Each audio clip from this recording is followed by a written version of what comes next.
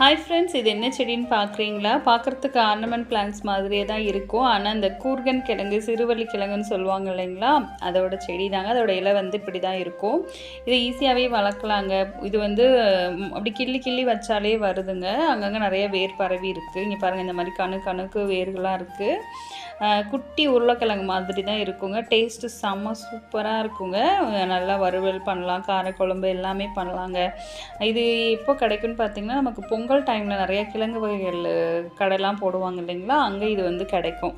கூர்கன் கிழங்குன்னு சொல்லிட்டு உருளைக்கிழங்கு, மினி உருளைக்கிழங்கு மாதிரி குட்டியாக தான் இருக்கும். டேஸ்ட் வந்து செம்ம சூப்பராக இருக்குங்க. இது வந்து ஈஸியாகவே வருதுங்க.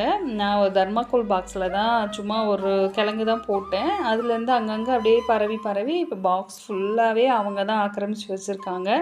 கிழங்கு எந்த அளவுக்கு எனக்கு வரும்னு தெரியல. நானும் ஆர்வமாக வெயிட் பண்ணிகிட்ருக்கேன். பொங்கல் டைம் தான் அறுவடை பண்ணணும். பாய்.